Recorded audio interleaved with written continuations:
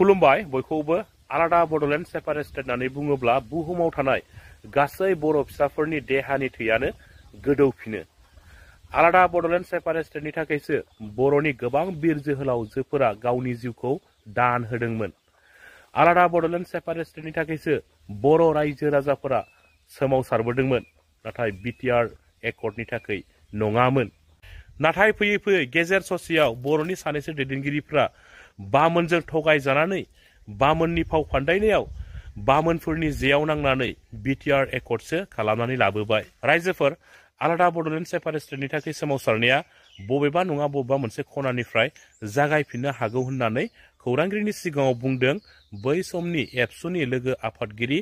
रबिन्द्र मुसाहारि बिथाङा। बै समनि एबसुनि लोगो आफादगिरि रबिन्द्र मुसाहारि बिथाङा बिनि अनगायैबो खौरांगिरिनि सिगाङाव गोबां बाथ्रा बुंदों। नोंथांमोना बे भिडिअखौ जोबजासिम नायोब्ला गासैबो बाथ्राखौ नोंथांमोना आबुङैनो मोनथिनानै लानो हागोन। रायजोफोर, दा बिनि सिगाङाव नोंथांमोना हरिसिंगा बियाबनि एमसिएलए सन्जय सरगियारि बिथांखौ रानि बुकुरिनि रायजो राजाफोरा होखार हरनाय एबा लाजि फोनांनानै हरनाय सुंद' भिडिअ क्लिप्सखौ नायनानै लाग्रोलाय। किमान मानु আছে কিমান মানুষ আছে সব রাইস তো আমারে আছে না স্যার না রাইস তো আমারে আছে এটাও নাই আপনার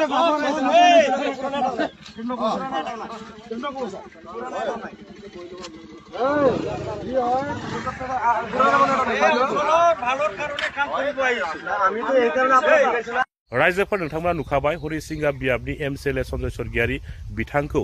रानि बुकुरिनि रायजो राजाफोरा माबायदि होखारहरदों, माबायदि लाजि फोनांनानै हरदों। थारैनो बे जोबोद साननो गोनां नङा होमबा रायजोफोर? सरकाराव थासेयावबो पावाराव थासेयावबो दिनै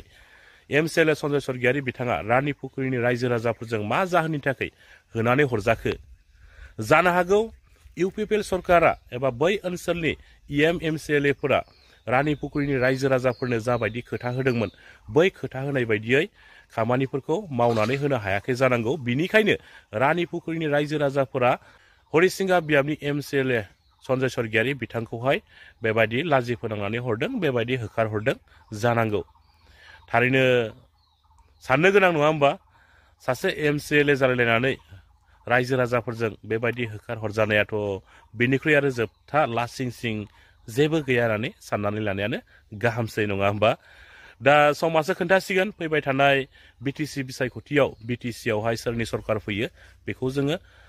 फैबाय थानाय समावसो मोनथिनानै मोनसिगोन। स' रायजोफोर, दाना फैदो नोंथांमोना रबिन्द्र मुसाहारि बिथाङा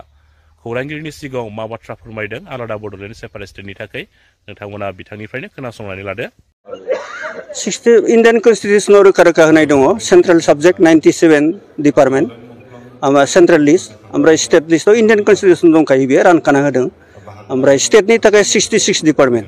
आरो मोनसेया जाबाय कनकारेन्ट लिस्ट 47 डिपार्टमेन्ट। 47 डिपार्टमेन्टआ स्टेट आरो सेन्ट्रेल गभर्नमेन्टआ नांगौ समाव बेखौ आयेन हिसाबै बाहायनाय जायो, खिन्थु जोंनो नांगौआ जाहैबाय 66। आसामाव जेरै असमिया माहारिया भारत संबिधाननि जि डिपार्टमेन्ट, सरकार सालायनायनि जि डिपार्टमेन्ट, बे डिपार्टमेन्टफ्रा नांगौखौ मोनसे जातिखौ हमथानो थाखाय जिखिनि बेवहाय क्षमता नांगौ, बे क्षमताखौ दिनै आसाम सरकारा दिनै असमिया जातिखौ हमथानो थाखाय 62 डिपार्टमेन्टखौ लानानै आसामखौ सामलायबाय थादों। आरो बेयाव जोंनि असमिया जातिनि राव हारिमु थुनलाइ बिसोरनि रांखान्थि जौगानाय गासैबो बिथिङा बेयाव सरजाबनानै दङ।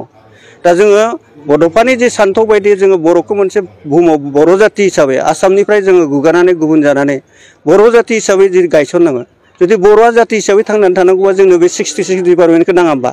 नांगौ। दा बिनिखायनो बड'फानि जे फिल'सफि पलिसि बेयाव पुर्नांगौ मोनसे बड'लेण्ड रायजो सृष्टि खालामनाय, आसामनिफ्राय गुबुन जानानै जाति हिसाबै थांनानै थानाय, आरो बेखौ नांगौ जायोबा जोंनो बे 66 डिपार्टमेन्टखौ नांगोन। जेरै आं बुंनाय बायदि नर्थ इस्टनि जिखिनि दङ अरुणाचलिसफोर 66 डिपार्टमेन्टखौ लानानै बिसोरो जाति हिसाबै थांनानै दङ। त्रिपुरा बर'फ्रा दिनै 66 डिपार्टमेन्ट लानानै थांनानै दङ। मेघालयनि खासिया, गार', जयन्तिया बिसोरो 66 डिपार्टमेन्टखौ लानानै जाति हिसाबै थांनानै दङ। जोंनि खाथियावनो दङ जों मणिपुराबो बेनो, जेनेबा नागालेण्ड नागाफ्रा थांनानै दङ। जोंनि खाथियावनो दङ वेस्ट बेंगल, बिसोरबो बिदिनो थांनानै दङ, जाति हिसाबै थांनानै दङ। ग्रेटार भारतनि गेजेराव मोनसे जाति हिसाबै थांनानै दं। जोंबो जुदि ग्रेटार भारतबर्षनि गेजेराव जुदि जाति हिसाबै थांनांगौ जायोबा बे 66 डिपार्टमेन्ट स्टेट लिस्टखौ जोंनो नांगोन, आरो बेखौनो जिखुनु प्रकारै जों लानांगोन। दा हमना ला दुलाराय बर'फा हिसाबै जिखिनि मावथांखि लादों, आं मिजिंथियो फैबाय थानाय समाव जोङो खोब थाबनो बे 66 डिपार्टमेन्टखौ मोननानै जों पूर्णांग मोनसे रायजो हिसाबै जाहैनो हाथों आरो बर' जाति हिसाबै थांनानै थानो हागोन नङाब्ला जों जाति हिसाबै थांनानै थानांगौबा जोङो जाति हिसाबै थांनानै थानांगौ बयबो मिथियो जों हानाय नङा बिएससि बिटिसि बिटिआर जिखिनि कमना होदों थिगानो दङ किन्तु जों बिथिं पूर्णांग जाति हिसाबै थांनानै थानो हानाय कठिन बेखायनो जोंनो सेपारेट स्टेटआ नांगोन रायजोआ नांगोन आरो जोंनो बे 66 डिपार्टमेन्टखौ जोङो 66 डिपार्टमेन्टआ जेनेबा भारत सरकारनियाव जोंनो बर'फोरनो बड'लेण्ड होनो होननानै स्ट्रेटेजि गैया होननानै बिथांमोना बुंबाय थायो टाइम बर्ड बिटिसि सुक्ति समावबो बुंदोंमोन बिटिआर सुक्ति समावबो बुंदों बे बिथांनि गभर्नमेन्टनि मोनसे जोंखौ माने थगायनायनि मोनसे कौशलबो जानो हागौ स्ट्रेटेजिबो जानो हागौ जों बेयाव जेननो नाङा फैबाय थागोन पलिसिफ्रा स्ट्रेटेजिफ्रा फैबाय थागोन जों बेयाव जेननो नाङा गाब्र'नो नाङा आं बुंदों दिनैनि सिटुएसना गाबोन थाया गाबोननिया समफोर थानाय नङा बे सिटुएसनफोरजों चेलेन्ज खालामनानै थांनांगोन दिनैनि सिटुएसनजों चेलेन्ज खालामनांगोन गाबोननि सिटुएसनजोंबो जों चेलेन्ज खालामनांगोन मोनसे समाव ओरैबायदि जाहैगोन जे बर'फोरनो रायजो होआबा गवा बे मोनसे कम्पालसनाव गोलैहैगोन आरो बेनिखायनो जोंनि फाइटखौ जोंनि स्ट्रागोलखौ जोङो कन्टिनिउ खालामनांगोन खालामनानै जों भारत सरकारखौ कनभिन्स खालामनानै जिखुनु प्रकारे जों जाति हिसाबै थांनानै थानायनि जिहेतु जोंनो फाउन्डेसन जाबाय बड'फा जेखौ जोंनो होलांबाय दिनैनि तारिखाव बे जे ग्रेट चल अफ बड'फानि जि बिथांनि जि फिल'सफिखौ गोसोखांनानै बुंफिनदों जे बिथांनि फिल'सफिखौ गारनाङा जों गारनायनिबो बाथ्रा गैया जों मावलांबाय थागोन आं दिनै बे दुलाराय बर' फरायसालियाव बिबान गैया मा जानो आं दुलाराय बर' फरायसाफोरनि भेंगार्ड हिसाबै खामानि मावलांनो हायोना हाया होमबा दा बेनिखायनो बुंदों जिखुनु प्रकारे बाय हुक अर by crook in Kameng days जोङो बे 66 डिपार्टमेन्टखौ लानांगोन जुदि रायजो होआ मा गेदेर खोथा रायजो होआबा जोंनो दानि बिटिआरावनो डिपार्टमेन्टखौ 66 हो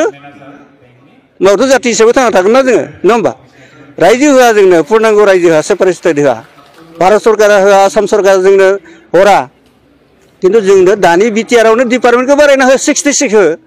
होम डिपार्टमेन्टखौ हो फाइनेन्सखौ हो होमबालाय मा जाति हिसाबै थाङा जों थांनानै थागोन दा पूर्ण मोनसे बिसास दङ कनफिडेन्ट दङ आं बे मुभमेन्टनिफ्राय सिन्स द इनसेप्सन अफ दिस बड'लेण्ड मुभमेन्ट आं कन्टिनिउ दिनैसिमबो दंबाय थायो आरो थाबाय थागोन आरो जेलासिम जाफुङा खामानि मावलांबाय थागोन प्रेक्टिकेलि बे बबे लेभेलजों फैगोन आं बेखौ बुंनो हाया किन्तु मुभमेन्टनि जि वेबा मुभमेन्टआ बड'लेण्ड मुभमेन्टआ जागोन आं बेखौ थिग बुंनो हानाय नङा किन्तु बबेबा मोनसे कर'नानिफ्राय आन्दलना फैगोन खारन जोंनिया डिसिसना जाहैबाय बड'फानि डिसिसना जाहैबाय जाति हिसाबै थांनाय जाति हिसाबै थांनांगौ जायोबा पूर्णांग रायजोआ जागोन बिसिसिजों नङा बिटिसिजों नङा बिटिआरजों नङा पूर्णांग रायजो हिसाबै जोङो जाति हिसाबै जों गसंथानो हानाय नङा बेनिखायनो बड'फाया फिल'सफि मोनसे होलांदों सेपारेट स्टेट लानानै बर'खौ जाति हिसाबै बिश्वनि दरबाराव मोनसे जाति हिसाबै गायसननांगौ आरो गेरेमसा जाति हिसाबै गायसननांगौ दा बे मिथिंखौ जोङो खुनु सानसे नङा सानसे जों मोनहैगोन आंहा मोनसे बिश्वास दङ इसोरनि प्रति आंहा बिश्वास दङ जोंखौ इसोरा इनजास्टिस खालामनाय नङा जों सैथोखौ लाखियो